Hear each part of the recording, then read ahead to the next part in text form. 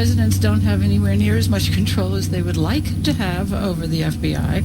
And there have been, as you said, lots of investigations. Keep in mind, President Bill Clinton with Whitewater, then leading to Paula Jones, then leading to Monica Lewinsky, then leading to his impeachment. Ronald Reagan, of course, famously had the whole Iran-Contra investigation. George W. Bush had the CIA leak investigation.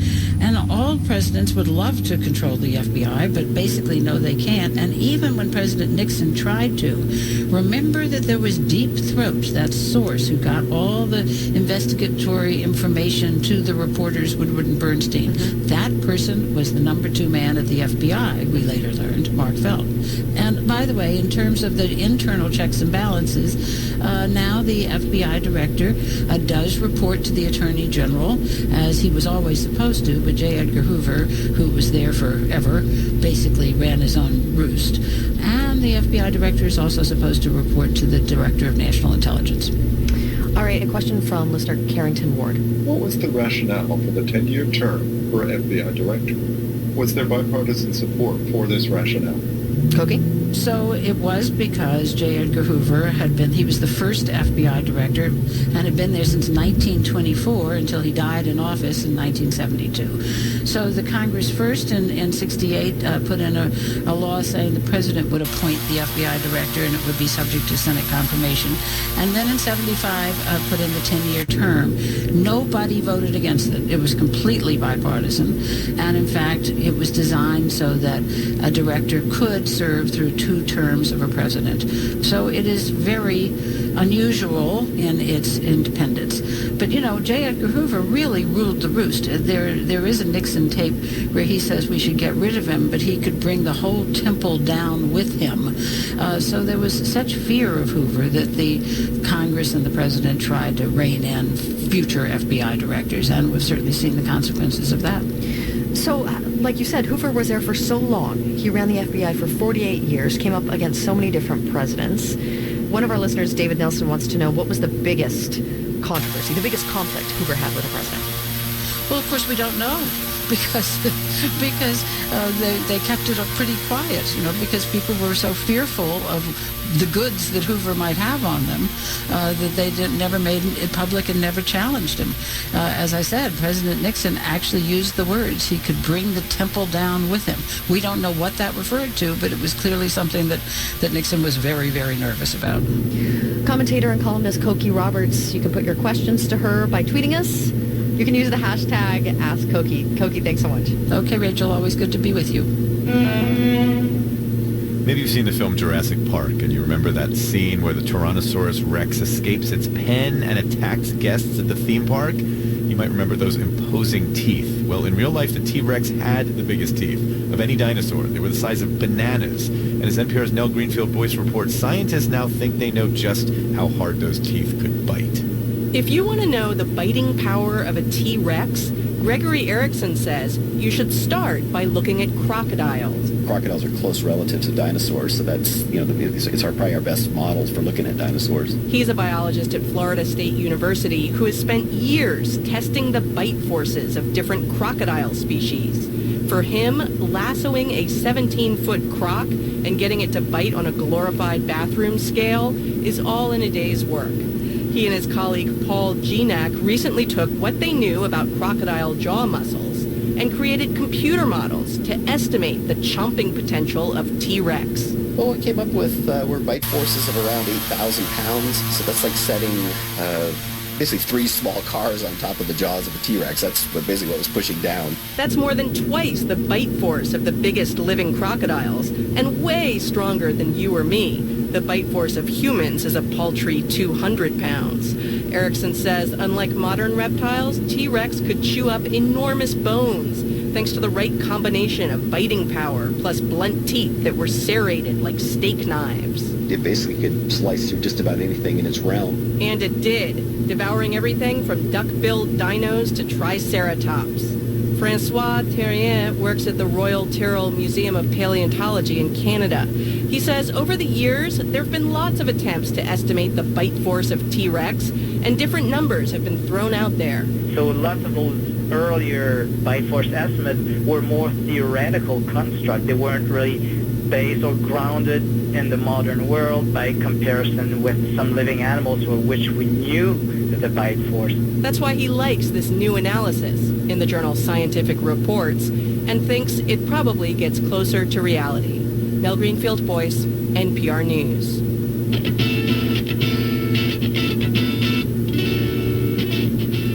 And this is NPR News. There are only a few housing programs for veterans who are women. We'll have a report on one of them in 15 minutes on North Carolina Public Radio, WUNC.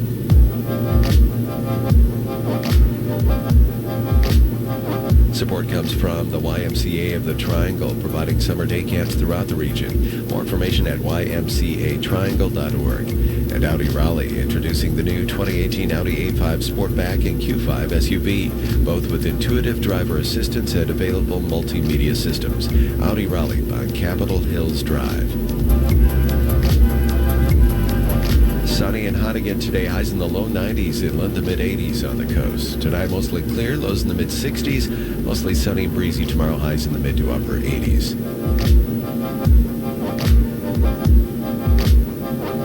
It's 67 in the Triangle, 68 in Fayetteville, 66 in the Triad, and 70 degrees along the Outer Banks. Frank Stasio. Teachers and school administrators use suspensions to reprimand students and deter bad behavior.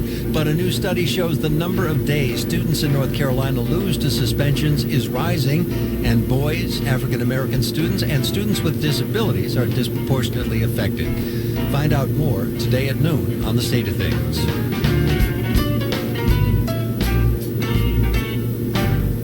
It's 7:31. I'm Eric Hodge. This is news from North Carolina Public Radio, WUNC. Republican state senators say a budget amendment made at 3 a.m. last Friday was not retaliatory. Republican budget writers located over $1 million from other areas to pay for pilot programs to help opioid abusers in certain counties. Some of that money came from public school initiatives in counties represented by Democrats. The amendment was drawn up early Friday morning in a recess called by Republicans. Senate Republicans were visibly unhappy with Democrats earlier that night when they ran amendments with little chance of passing. The state Senate's recently released budget proposal would cut funds and key positions at the Department of Environmental Quality. That's raising concerns among environmental advocates. Rusty Jacobs reports. Grady McCauley is policy director with the North Carolina Conservation Network. He says the Senate's proposal to eliminate funding for DEQ's waste reduction and recycling programs is short-sighted, as is eliminating 14 regional office positions that help local businesses with permitting. From a social and environmental and economic perspective, these are really efficient programs. We shouldn't get rid of them. Senate leaders say their $22.9 billion plan is fiscally responsible. The House is working on its own proposal, and a final budget will be worked out between the two chambers. Rusty Jacobs, North Carolina Public Radio, WUNC. Sunny and hot today, highs around 90. This is North Carolina Public Radio. Support for NPR comes from NPR member stations and from Americans for the Arts, dedicated to advancing an arts industry that employs 4.8 million people in towns and cities across the country. Learn more at americansforthearts.org. From ADT Security, helping to protect families and homes for over 140 years, offering 24/7 monitoring. Learn more at ADT.com. And from the John S. and James L. Knight Foundation, helping NPR advance journalistic excellence in the digital age. This is Morning Edition from NPR News. I'm David Green at NPR West in Culver City, California. And I'm Rachel Martin in Washington, D.C. There is an important deadline looming for the Trump administration regarding the nuclear deal with Iran. That deal requires Iran to limit its nuclear program. In exchange, world powers have lifted some economic sanctions against Iran. The deal was implemented in January 2016. To comply with the agreement, the U.S. has to periodically waive some sanctions. Tonight is the first such deadline to come under President Trump's watch. So what's he likely to do, considering he called the agreement the worst deal ever? NPR's Michelle Kellerman has been covering the deal since it was announced. She joins us now. Hi, Michelle. Good morning, Rachel. So this deadline for the Trump administration to act is tonight, right? What exactly are they deciding to do or not do?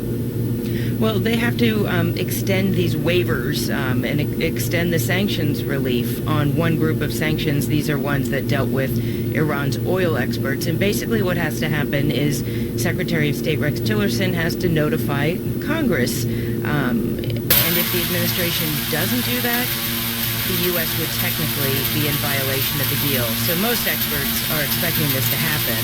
The Trump administration is reviewing its Iran policy and has already made clear that until that review's done, it's going to adhere from this nuclear deal, the Joint Comprehensive Plan of Action, as it's called. But proponents of the Iran deal aren't taking any chances. They're speaking out right now, presumably because they're trying to pressure the president or make the case that he does need to sign these waivers.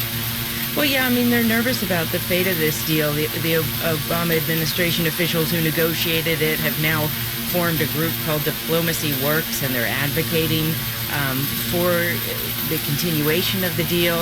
Let's listen, for instance, to the lead negotiator, Wendy Sherman, who spoke to NPR. It would be the end of the deal, and if it went up in smoke, either by actions of the U.S. or actions by Iran, it will affect our national security interests. The only reason that everybody complied, particularly with U.S. sanctions, which were quite tough, was because we were engaged in diplomacy. And so if we've given up on diplomacy, those sanctions are going to fade very, very quickly, and America will be blamed for creating a very untenable situation. So the idea there, Rachel, is that if the U.S. is blamed for the collapse of this deal, it will be difficult for the U.S. to get partners back on board. Washington didn't negotiate this alone. There were the Europeans, the Russians, and the Chinese, and they were also at the table, and they still support the deal. So what about critics of the Iran nuclear agreement? Are they seeing this as an opportunity to speak out? Well, what they'd like the Trump administration to do is to send kind of a two-part message. Okay, we'll waive these nuclear sanctions for now, but the U.S. will get tougher to punish Iran for its other bad behavior in the region, in Syria, or its support for Hezbollah or for rebels in Yemen. As for the deal itself, critics say that Iran may not be in material breach, but there have been some violations. And when Tillerson reported to Congress last month that he believes Iran is complying, he also did signal that the Trump administration is keeping much closer tabs. Let's take a listen. This deal represents the same failed approach of the past that brought us to the current imminent threat we face from North Korea. The Trump administration has no intention of passing the buck to a future administration on Iran. We should also mention, Michelle, Iran's having presidential elections this week. Just briefly, any ramifications potentially for the Trump administration there? Well, if the current president wins, most experts say they expect the status quo. But if a hardliner wins, it could make it easier for the Trump administration to get other countries on board for a tougher approach. If you're a diplomatic correspondent, Michelle Coleman. Thanks, Michelle.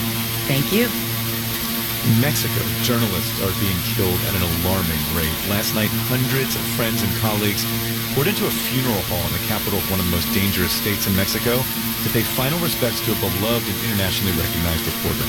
As NPR's Carrie Kahn reports, this is the 6th journalist killed in Mexico in just the past 2 months. The pews were packed in the chapel of a funeral home in Culiacan, Sinaloa state capital. Hallelujah, hallelujah, hallelujah. Mourners spilled out into the halls, adjacent rooms, and onto the street. A priest stood before Valdez's casket.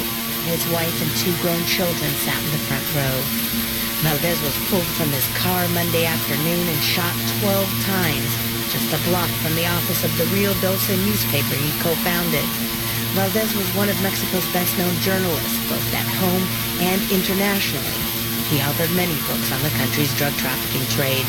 Andres Villarreal, the head of news at Rio Dulce, says while no official motive for the murder has been determined, he believes it was tied to Valdez's reporting. No sé si con el crimen organizado, con una familia, con una célula. Who knows if it was an organized crime group he had set, or a powerful family, or a criminal cell, says Villarreal. But it's not as if Valdez just started writing about drug trafficking. The 50-year-old journalist had a sharp pen for nearly 2 decades. Adrian Lopez Ortiz, director of Sinaloa's Noroeste paper, says what's changed is Mexico's underworld. It's in turmoil, especially since the leader of the Sinaloa cartel, Joaquin Chapo Guzman, was captured and extradited to the U.S. No está muy claras las líneas, no están muy claros los pactos, no están muy claras las líneas de mando. The lines are blurred now, says Lopez Ortiz. It's not clear who's in charge or who's giving the orders, he adds. Several top cartel leaders beside Guzman have been captured recently, leaving underlings violently fighting for power and territory. Chanting "Justice, Justice," friends and colleagues of the slain journalist Valdez demanded answers as they marched yesterday on Sinaloa state government offices. 6 journalists have been killed in Mexico since the beginning of March. As many as 100 have been murdered or disappeared since 2000. Jan Alberts Hodson of the Committee for the Protection of Journalists says only a handful of those cases have ever been solved. Such impunity, he says, leads to more killings. We're going to have to bury one of the nation's most well-known and most beloved journalists, so that's not a good sign. Based on past performance, the chance that Valdez's killers will be brought to justice is not good. Applause broke out in the chapel and through the halls last night at the Culiacan funeral home as Javier Valdez's mass ended. Mourners kept up the clapping for minutes, many with defiant stares, others with swollen eyes and tears running down their faces. Carrie Kahn, NPR News, Culiacan, Sinaloa. We'll have the latest business news in 10 minutes on the Marketplace Morning Report here on North Carolina Public Radio, WUNC. Support comes from Southern Environmental Law Center, defending North Carolina's environment and health through the power of the law. Southern Environmental Law Center. And Guilford College in Greensboro, featuring 5 Bryant Series subscription programs in 2017-18, including Hamilton actor and vocalist Leslie Odom Jr., November 15th. BryantSeries.guilford.edu. Sunny and hot today, highs in the low 90s, inland the mid-80s on the coast. Tonight, clear skies, lows in the mid-60s. Mostly sunny and breezy again tomorrow, highs in the mid to upper 80s. On Friday, more sunshine, highs near 90 again. It's 67 in the Triangle, 68 in Fayetteville, 66 in the Triad, and 70 degrees along the Outer Banks at 742.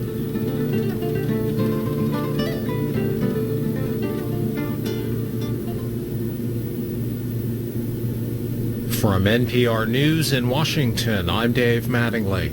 Republican Senator Lindsey Graham of South Carolina says he'd like to hear directly from James Comey if the former FBI director is alleging misconduct by President Trump.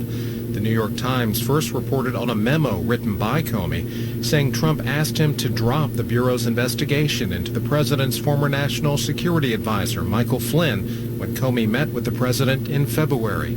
NPR's Jeff Bennett reports on what the Senate Minority Leader is saying. Senate Minority Leader Chuck Schumer on the Senate floor said he was shaken by the New York Times report, especially since it comes a day after the Washington Post reported that Trump shared highly classified intelligence information with Russian officials. Schumer ended his remarks with a message to his Senate colleagues. He said, quote, "History is watching." The White House denies the president asked Comey to halt the Flynn investigation. Former U.S. Army intelligence analyst Chelsea Manning is being released from a military prison today. Frank Morris with member station KCUR says Manning was granted clemency by President Obama in the final days of his presidency. Manning was convicted of stealing and leaking a staggering amount of classified information. She turned over more than 700,000 documents and videos to WikiLeaks and was charged in 2010. Manning served 7 years of her sentence. She was formerly known as Bradley. I'm Dave Mattingly, NPR News in Washington. And I'm Eric Hodge. This is WUNC News.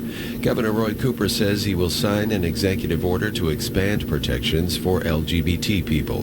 The governor was speaking at the Center for American Progress, a liberal think tank in Washington. Cooper signed a measure to repeal and replace House Bill 2 in March. It got rid of the controversial bathroom provision, but gives the state authority over public bathroom access.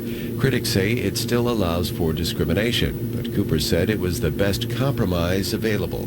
I knew we had to make a step, and that's why I did it. I think it's the right thing to do. Diversity is our strength. North Carolina is a welcoming state. We just got to make sure that our laws catch up with our people.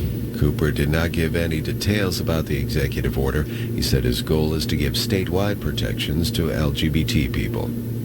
The State House is pushing forward with a move that would allow voters to decide whether to borrow nearly $2 billion for public school projects. The House Education Committee agreed Tuesday to advance a bill that supporters say would put money in schools in all 100 counties.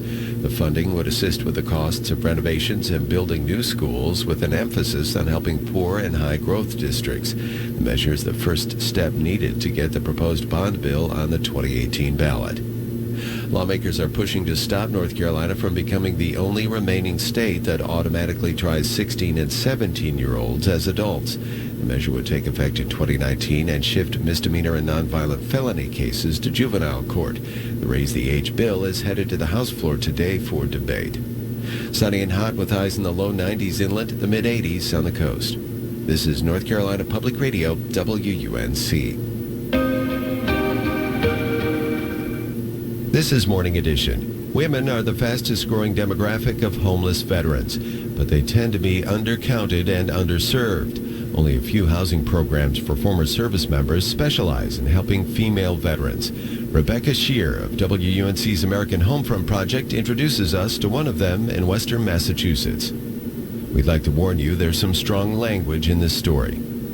The federal government estimates that on any given night, 3,000 to 4,000 female veterans are homeless. But that estimate's probably on the low side, says Sarah Skoko, who directs the women's program of the nonprofit group Soldier On. When people are doing homeless counts, they're going to shelters. They're seeing people on the street. A female veteran is not the person you see on the street holding a sign. She might be a single mom. She may have experienced sexual trauma. So, says Skoko, these women are holing up in their cars. They're couch surfing. As a result, the issue of female veteran homelessness is so underlooked, understudied. It's not understood because it's not in your face all the time. So Soldier On decided to do its part. Okay. By building a transitional housing facility just for women. So, welcome to the women's program. In this bright and airy 3-story building on the VA campus in Leeds, Massachusetts, the program houses 16 women and caters to their special needs with things like art and yoga classes, support groups, and job counseling. A lot of women that come to us have really lost everything. They've lost all sense of hope. And so all of what we do is build them back up. Skoko says all the residents suffered some sort of trauma before, during, or after they served. 61-year-old Luann Hazelwood, who was in the Army in the 1970s and 80s, says her verbal, physical, and sexual trauma started early in life. I more or less wanted to join the military as a way of escape. But she experienced more trauma in the military after she got out, too. When she came to the women's program, she was fleeing her second abusive marriage and was so traumatized she didn't speak. Being only around women made her feel safer. I can't say I've ever really had a positive relationship with a man. And, I have yet to totally trust being around a man. So for me, it was a way of recouping from all the abuse that I went through. 33-year-old Paige is another resident of the program. The former Air Force technician asked that we not use her last name.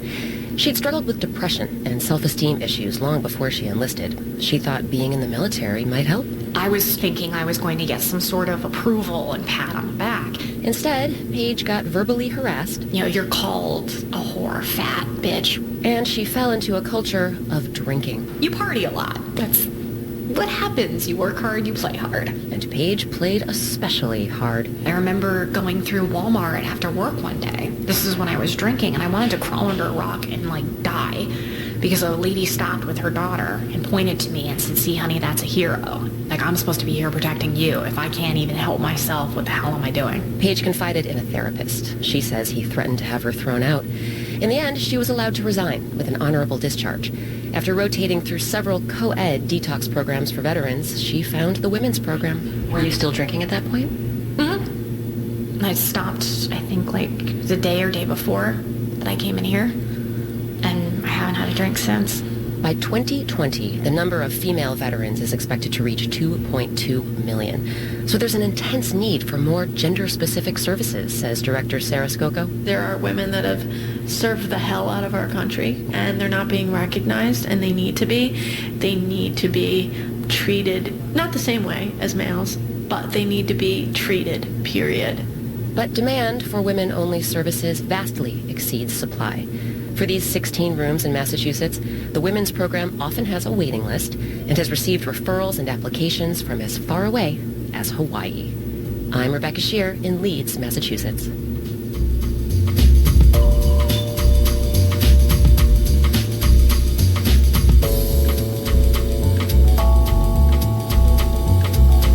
Democratic Representative Adam Schiff talks about all of the controversies involving the White House in 20 minutes on North Carolina Public Radio, WUNC. Support comes from WRAL-TV, providing weather coverage to local communities for 60 years. WRAL now provides a town-by-town 7-day forecast, always on screen when Elizabeth Gardner does the weather in the morning.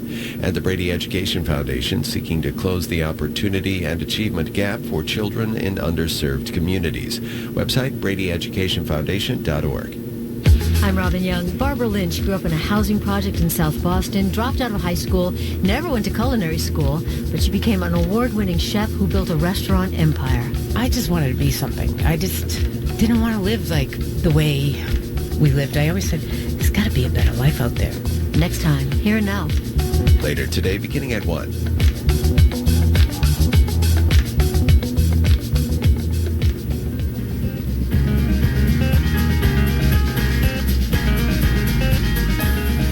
We also get support from Ooma, a cloud-based phone service working to help small businesses run efficiently and improve customer experience with mobile features to stay connected from anywhere. Ooma, the smartphone for your business.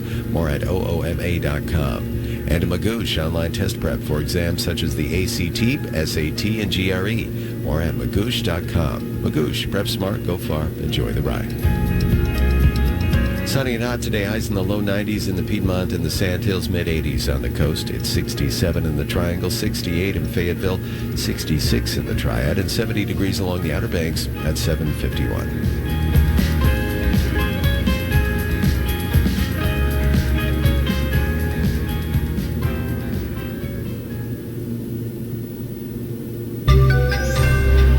Important business in Washington is getting sidetracked by the string of surprises from the White House.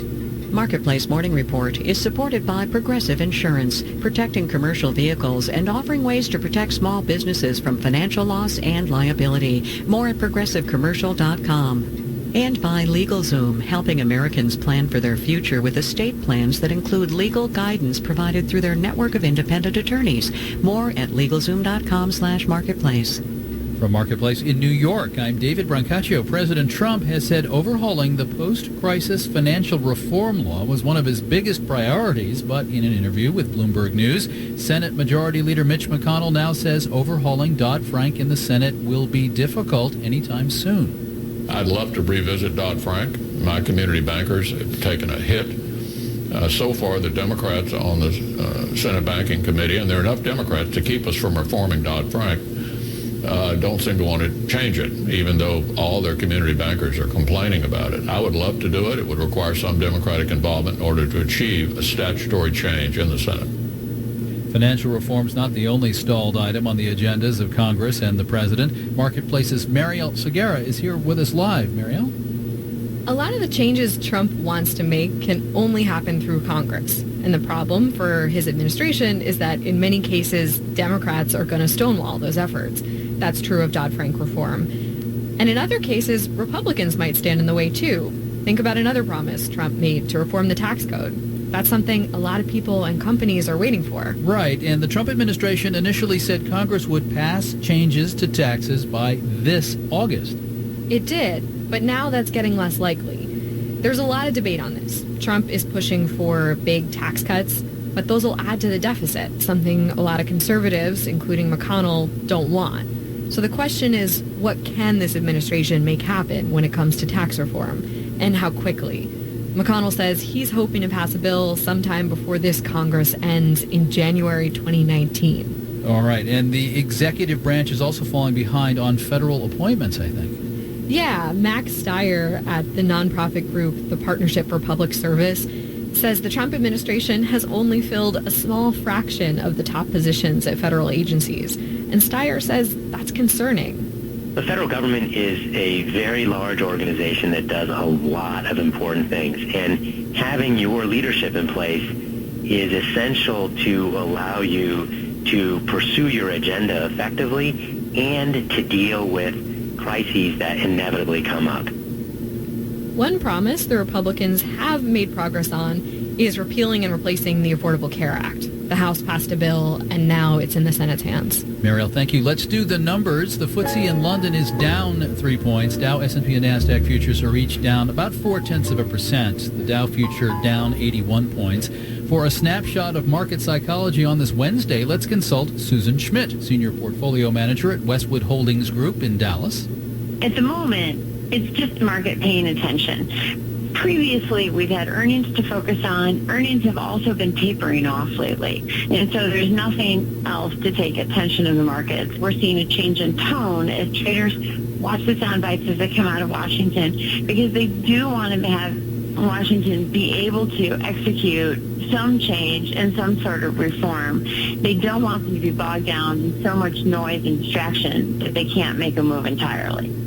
Bonds are in demand today, pushing the yield on the 10-year note down to 2.3%. Marketplace Morning Report is supported by Angie's List, who believes every home is more than just a house. You can find local pros at angieslist.com. Angie's List, home is where our heart is.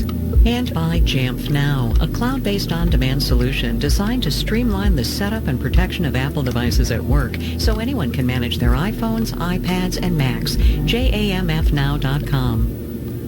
You travel in parts of Spain even now, and you can't miss them. Houses and apartments only partly built, the exposed wood bleached by the passage of 9 years. These are the remnants of Spain's property bust, part of a financial crisis still felt across Spain. With the country's unemployment rate still up at 19%, Spanish households look for economies. More expensive church weddings are down in favor of small civil ceremonies, but the Spanish are still splashing out on first communions, as Lucia Benavides reports from Barcelona. It's late March, and around 50 children gather in a 16th century church in Barcelona before their catechism class. Some of the children, between 7 and 10 years old, are preparing for their first communion this spring. When asked what they're most looking forward to, one response stands out. The party. That comes after a Catholic ceremony where a person receives the communion wafer for the first time. But what used to be a small post-ceremony meal has turned into a party that takes months to plan and includes bridal-like dresses for girls, entertainment for kids, professional photo shoots, and can cost a couple of $1,000s. Asunta Arce, owner of a clothing store by the same name in Barcelona, says it's almost like a small wedding. And in the small towns, neighbors get together to see which girl has the best dress. The store is one of dozens around town specializing in custom-made dresses for first communions. Arce sells about 100 dresses per season at $400 to $500 each. Then there's a restaurant meal, which can cost as much as $170 per guest.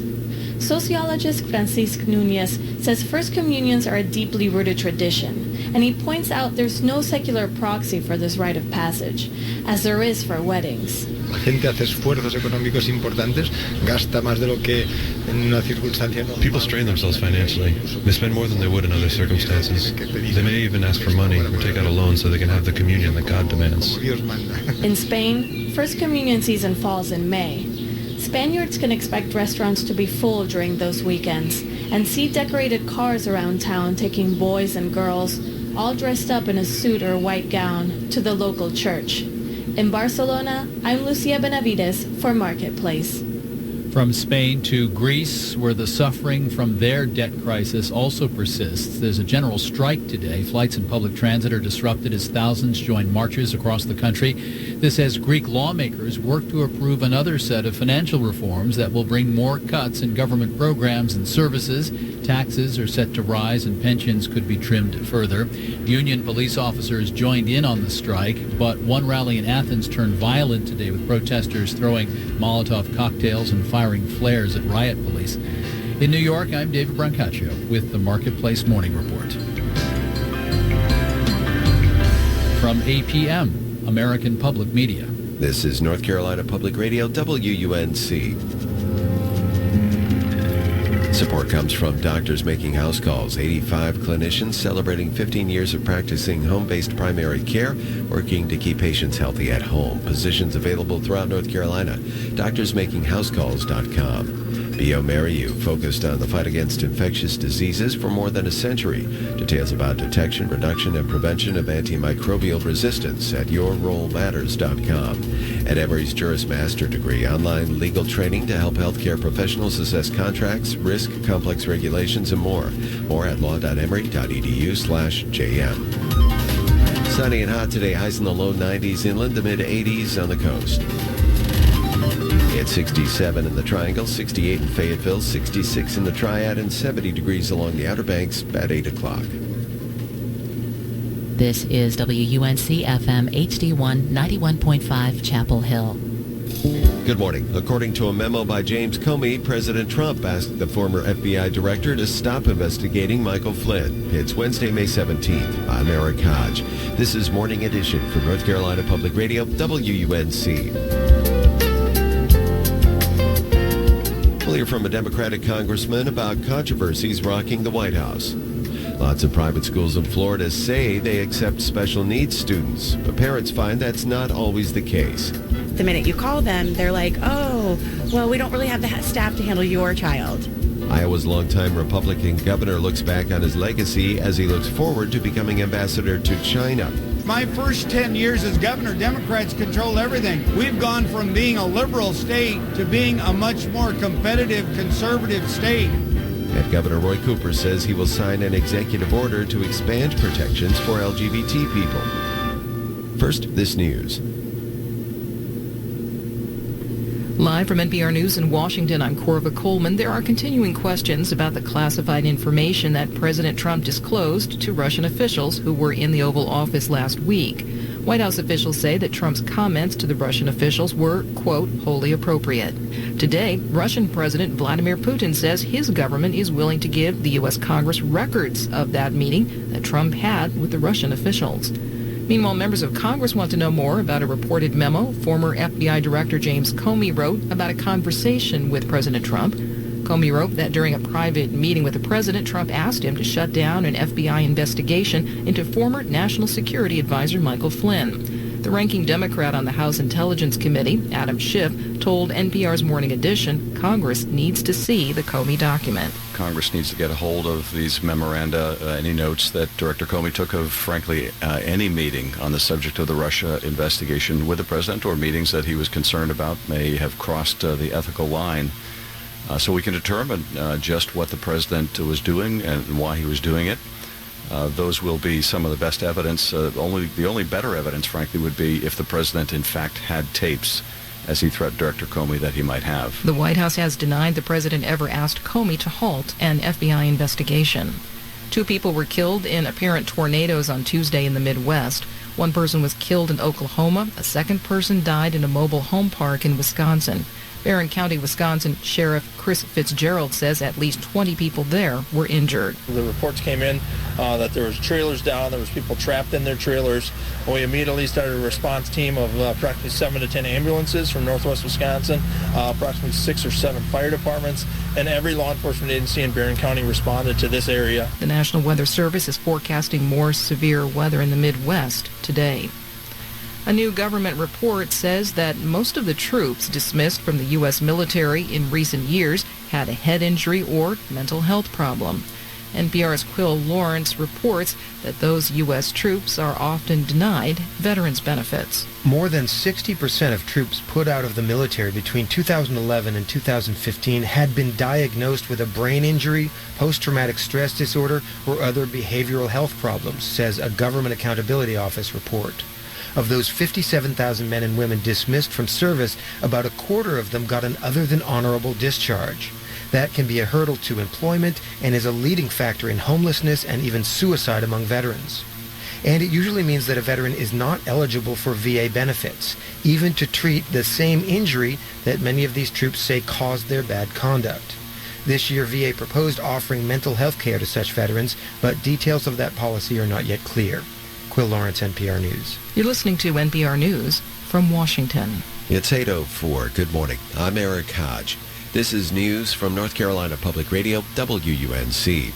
North Carolina Senator Richard Burr says he's waiting for an explanation on what happened in the meeting where President Trump reportedly shared classified information with the Russians. Burr said yesterday he had yet to get a call from the White House to discuss the issue. Burr chairs the Senate Intelligence Committee, which is looking into ties between Russia and the Trump campaign. Governor Roy Cooper says he wants to give more protections to LGBT people through an executive order. Cooper made the remarks during a conversation at the Center for American Progress, a liberal think tank. His comments come nearly 2 months after state lawmakers repealed and replaced House Bill 2. The new law eliminated the controversial bathroom provision, but still allows the state to control access to public restrooms. Cooper says he wants to expand non-discrimination rules. My goal is statewide LGBT protections in North Carolina, and I'm going to keep fighting every day until I get to that goal. Cooper did not give any details about the language of the executive order or when he would sign it. The state Senate's proposed budget would cut programs and positions at the Department of Environmental Quality that concerns environmental advocates like Grady McCauley. McCauley is the policy director with the North Carolina Conservation Network. He says the Senate plan puts ideology over common sense by calling for the elimination of DEQ's waste reduction and recycling program. It helps make landfill space last longer, and it makes better use of a lot of plastics and metals and glass that would otherwise just be wasted in our waste stream. The Senate's proposal just started the budgeting process. The House will soon put out its own spending plan, then the two chambers will negotiate a final package. Sunny and hot today, highs in the low 90s inland, the mid-80s on the coast. This is North Carolina Public Radio, WUNC. In the course of our lives, we all experience failure, but when it's a space shuttle mission, the consequences can be fatal. Our job is to keep the crew safe, and they weren't safe, and that's an immediate failure. Now you're just asking, in what way did we fail? I'm Ari Shapiro. An investigation into the nature of failure starting this afternoon on All Things Considered from NPR News. That's later today, beginning at 4.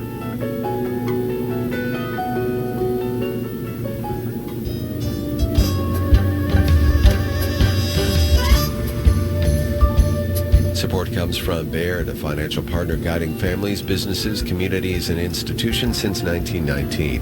rwbaird.com has more information.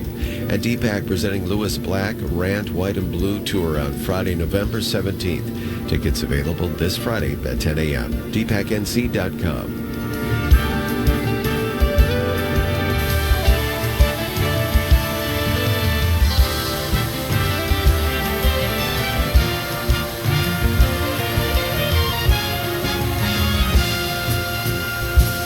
This is North Carolina Public Radio, WUNC. It's 67 degrees in the Triangle, 68 in Fayetteville, 66 in the Triad, and 70 degrees along the Outer Banks at 7 minutes past 8.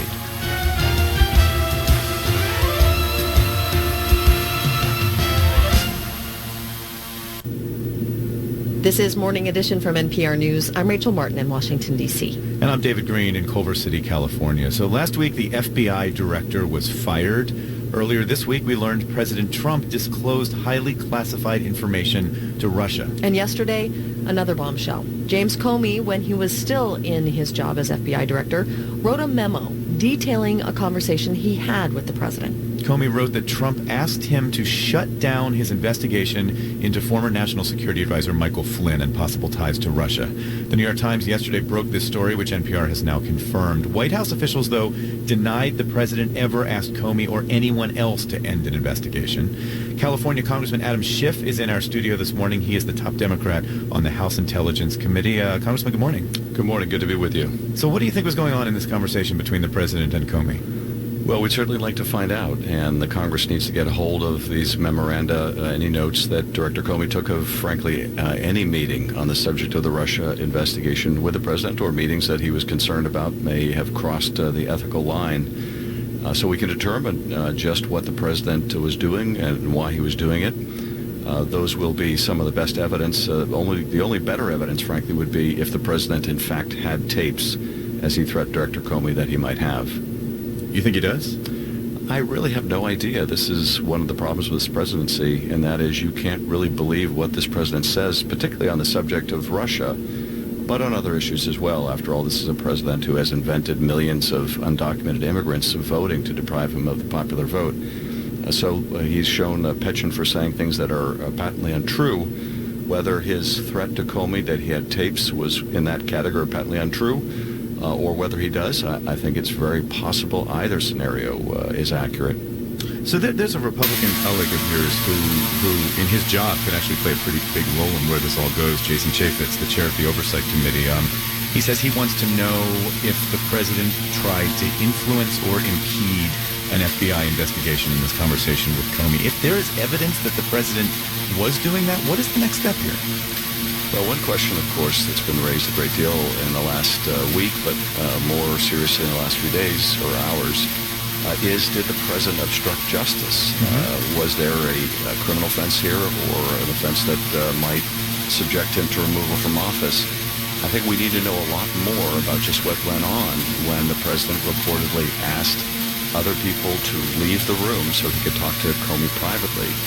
Was he trying to interfere in the investigation? Was his motivation to try to shut down the investigation of Mike Flynn?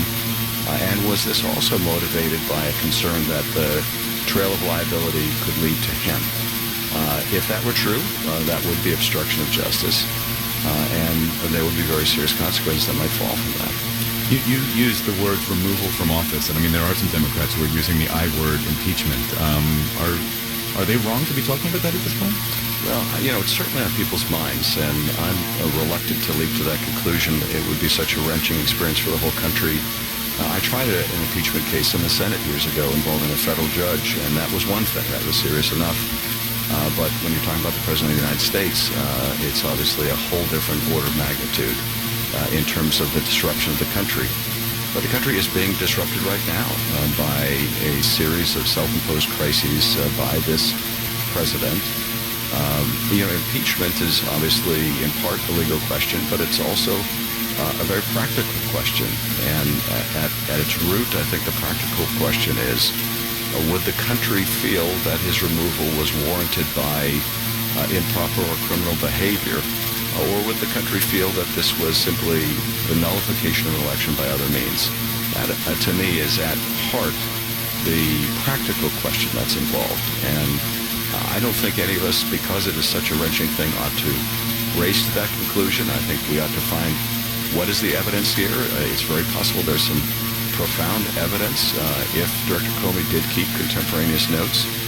And I think we ought to follow that evidence and leave to another day what conclusions we might draw from it. Yeah, I wanted to ask you that. I mean, is it possible that you, even by raising the idea of removal from office and Democrats talking about impeachment, are getting way, way ahead of yourselves? I mean, could there have been some sort of misunderstanding in this conversation? The president saying, that he really likes Michael Flynn and could, Comey, go easy on him or something. I don't know. Like it might not rise to the level of obstruction of justice. No, that's absolutely true. And in fact, this is not an issue that I raise, but it has been raised over and over again, particularly in the last 24 hours. So I'm asked to respond to it. But you're absolutely right. At this point, all we have is an allegation in a newspaper article that could prove to be incorrect. We might find out tomorrow from Director Comey that no, in fact, this conversation didn't happen. He doesn't have a memoranda. So there are a lot of facts that we need to get to the bottom of before we even suggest any conclusions. Okay. Speaking this morning to Congressman Adam Schiff, he is the top Democrat on the House Intelligence Committee, and he came into our studios this morning. Congressman, thanks a lot. You bet. Thank you. All week on the program, we're taking a look at school choice. Today, we're going to meet two special needs families in Florida. President Trump and Education Secretary Betsy DeVos have repeatedly touted the state as a national model for the expansion of school choice. Anya Kamenetz of the NPR Ed Team reports. I do like to go down the slide. An hour north of West Palm Beach in St. Lucie County, we meet 9-year-old Aiden in a local park. He loves karate, chapter books, video games, and really soft blankets. Yeah, I love the funness. I will just cocoon myself into my own burrito. But when Aiden talks about his experience at public school, he develops a nervous tic. I was at school, but they're just keeping me at home. But now, yeah, but I'm gonna go back to school eventually. Aiden has autism and ADHD. We're not using his last name to protect his privacy. His mother, Lynn, says that at his public school, he had frequent meltdowns. It was hard. And I mean, my stress was through the roof because it's like, what's going to happen today? One day last fall, she says, he came home with bruises from being physically held down during an outburst. I was horrified. He was covered in bruises. He had finger grip bruises on both shoulders. He had bruising and scrapes on the back of his head, and he had bruises up and down his spine. She says Aiden has suffered post-traumatic stress along with his injuries. St. Lucie Public Schools would not comment, citing privacy. Lynn pulled Aiden out of public school and started searching for a private school instead. Helping kids like Aiden find a better fit is exactly why vouchers for special needs students were created. Aiden is eligible for the McKay, which provides about $11,000 to attend a private school. McKay is the biggest and one of the oldest such programs in the country. Everybody's talking about how great vouchers are, and yes, they are a wonderful idea. But here's the catch. For the past 8 months, Lynn has not been able to find a school within driving distance that will accept Aiden. Several nearby schools advertise that they take students with autism. But the minute you call them, they're like, oh, well, we don't really have the staff to handle your child. Here's the problem. Public schools are required by federal law to take every student no matter what. Private schools don't have to. A lot of parents don't necessarily understand that they're giving up their rights. Sean Ullman is with the ARC, a national organization for people with intellectual and developmental disabilities. She says families have fewer legal protections outside the public schools, starting with the basic right to an education. Plus, given the services some of these kids need, often the voucher's not enough. While Lynn is still searching for a 4th grade spot for Aiden, an hour southeast in Jupiter on the beach, we meet Reed. He's a shy 13-year-old Star Wars fan who plays Linkin Park covers in a local band. Tired of being what you want me to be. It was back in preschool at a tiny Christian school that Reed was diagnosed with autism. His mother, Lauren, says, at first, the school, Good Shepherd Episcopal, didn't think they could handle him, but eventually... Reed ended up being one of their star students, I think, and one of the favorite students of the school. The family brought in a therapist for Reed at their own expense and had her train the teachers in following Reed's behavioral plan. Just the glory days. But the school ended after 5th grade, and the family was rejected by several other private schools. Where did they land? At the only school in the area that was required by law to take him. We're a regular old comprehensive public school. That's Lisa Hasty, principal of the Jupiter Middle School of Technology, where Reed is now making A's and B's in mainstream classes as a 7th grader. The school has an autism specialist on staff. Reed is taking keyboard and is an all-state chorus. He says that between piano and singing, he prefers singing. It's my portable instrument. And even more important, he's making friends. One of his buddies from chorus, Caleb, says he's always making everybody laugh. Open the gates and seize the day. Anya Kamenetz, NPR News. Be afraid and don't delay. Nothing can break us, no one can make us give our rights away. All rise and seize the day. National Security Advisor H.R. McMaster's had to walk a fine line in explaining what President Trump said to Russian diplomats. Retired Lieutenant Colonel John Nagel talks about the latest developments in 15 minutes on North Carolina Public Radio, WUNC.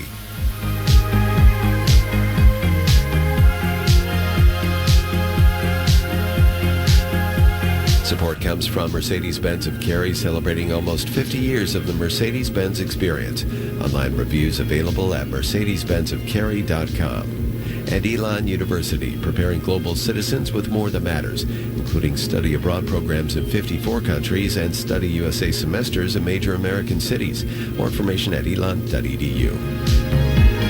Lots of sunshine, hot temperatures today. Highs in the low 90s inland, the mid 80s on the coast. It's 71 in the Triangle, 73 in Fayetteville, 71 degrees in the Triad, and 71 degrees along the Outer Banks, about 8:19.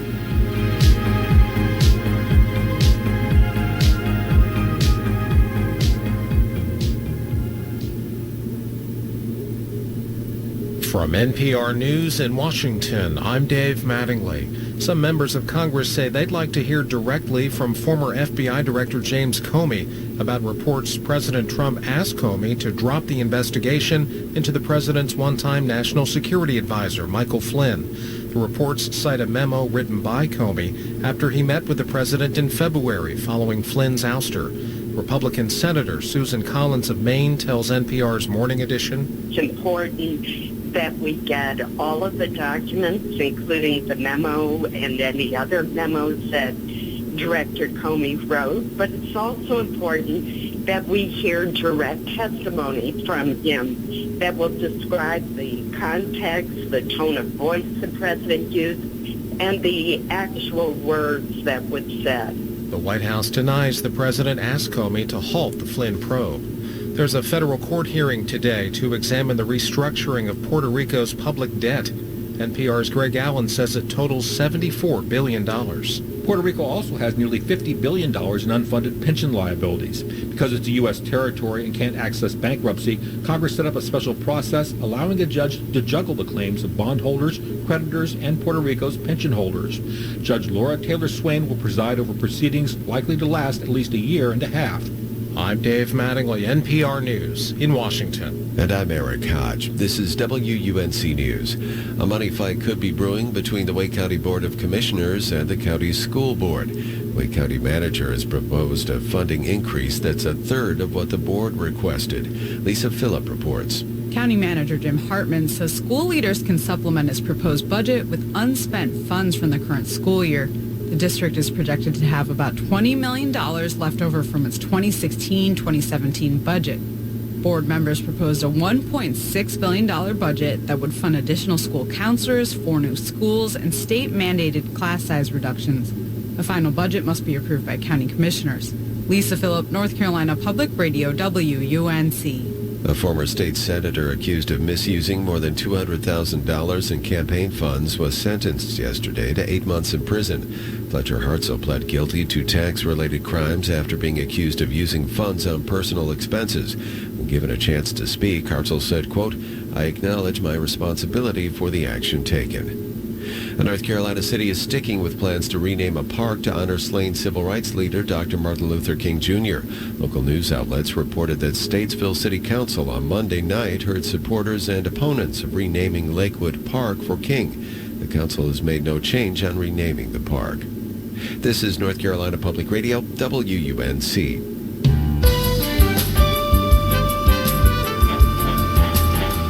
Support for NPR comes from NPR member stations and from Constant Contact, committed to helping small businesses and nonprofits succeed with email marketing, working to help organizations meet their goals through personalized marketing help via phone, seminars, and webinars.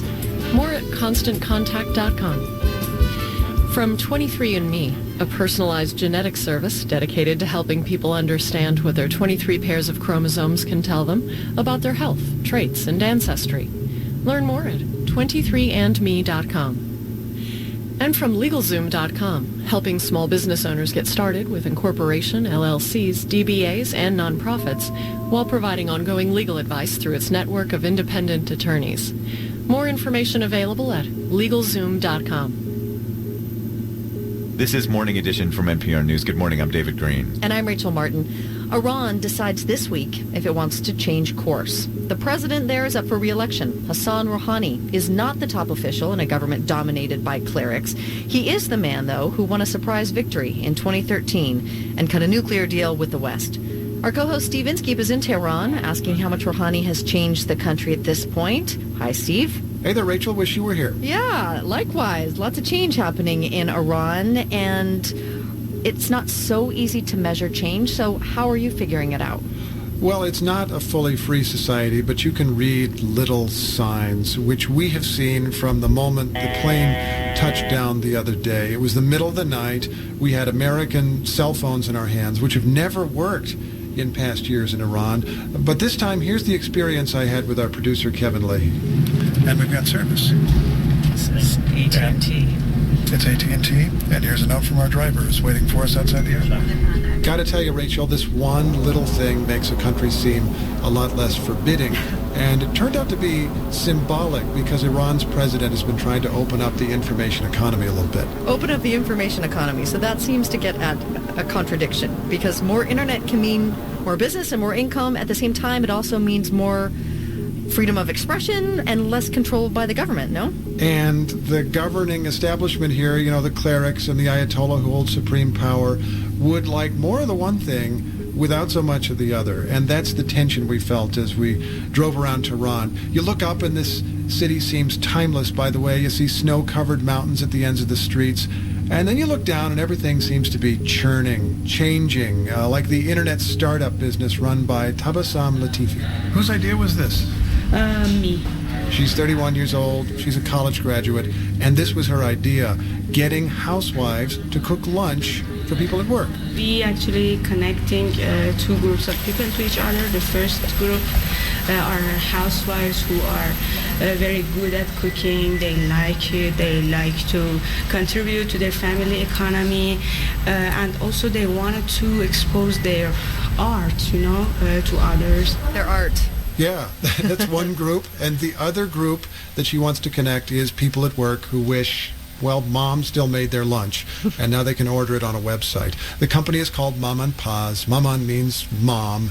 And we met some moms who cook in their homes, one of whom, by the way, made a Persian dish called bagala polo, which is beans and rice and chicken, enough to load up 24 lunch containers.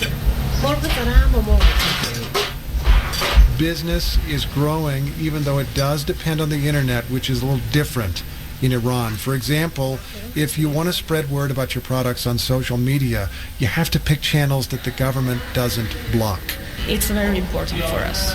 So Instagram is okay, Telegram is okay, Facebook is not okay. And Twitter is not okay too. Internet restrictions have not really ended under President Rouhani, although the government is trying to encourage tech firms like this. Latifi says young people in what are called knowledge jobs, like at internet companies, have a chance to be excused from military service. Do you think the country is moving in the right direction? Yes, but slowly, very slowly. It's also dependent on the next election, of course. The next election, which is happening this Friday, right? So how are Rouhani's prospects looking? Well, he's favored over some more conservative opponents. But as we visited these mom and pa's cooks, we got a sense of the pressures on the president. Because the next woman we'll meet is Manejeh Farajbakhsh. She let us into a lovely living room with hardwood chairs and knickknacks on the wall. How did you hear about Mama and Pa's? And listen to her story. She said she was looking for a job for her husband, who's retired. Inflation in Iran eroded their retirement savings, and he needed to work again. And she ended up discovering a job for herself at Mama and Pa's. For a while, she made dozens of lunches per day, cooking on a stove on her roof, which, of course, we had to see. Lovely morning to be on the roof. But the stove was not in use. The cook told us she's not making enough money. The ingredients keep costing more, and she stopped cooking, Rachel, until she gets a raise, which is symbolic here because a lot of middle-class people are struggling to make ends meet, and many of them are frustrated, even though President Rouhani did the nuclear deal and got some sanctions lifted on this country. So you end up with Rouhani supporters like Manejeh's husband, Abbas Ghaemi, who, well, just listen to his answer when I asked if he likes Rouhani. Rouhani, Dustari? Rouhani is better than. His ideas are better. He's better than the others, actually. Okay. Will you vote for him then? I think. Yes. You think? So, Steve, clearly there's less enthusiasm for Rouhani than there was years ago when he was elected 4 years ago. Is it really fair, though, to say Rouhani hasn't done much about the Iranian economy? Well, he has done something about the internet economy. His government has supported a lot more 3G and 4G service, high-speed cell phone service, which has increased the space for commerce and also, by the way, the space for political debate online. So taken as a whole, what does this internet economy say about the re-election prospects of Iran's president? You know, can I answer that by taking you for a ride on Iran's version of Uber, Rachel? You know, the ride-sharing service where you summon a car with your smartphone, which we did. And our driver pulled up, we got in and talked on the way to the destination. He's a student, and he's 20 years old. How does it affect you to spend 6 or 7 hours a day in Tehran traffic? اذیت که سعی می‌کنم زیاد جایی که ترافیک هست نرم. ولی بازم اذیت می‌کنم. I've tried not to really get into the traffic jam. Although crowded. we're in one now, actually. Yeah. To be clear, Rachel, you're pretty much always in a traffic jam in Tehran, and we were in one with Kourosh Kadiri, the driver, who seems to fall into President Rouhani's target demographic. He's a student, he's in the internet economy, he's going to be voting in his first presidential election, but he's not voting for President Rouhani. Doesn't like the nuclear deal and believes Iran's supreme leader would like him to vote for a more conservative candidate. This is not a fully free or transparent election, but it is a moment for Iran to choose. Our Morning Edition co-host, Steve Inskeep, he is reporting from Iran all this week. National elections there will take place this Friday. Hey, Steve, thanks so much. We'll talk to you again. Okay, Rachel. A federal judge in Puerto Rico is holding the first hearing in what's expected to be a lengthy battle over the island's $123 billion debt. It's a process similar to bankruptcy. We'll have a report in 15 minutes on North Carolina Public Radio, WUNC.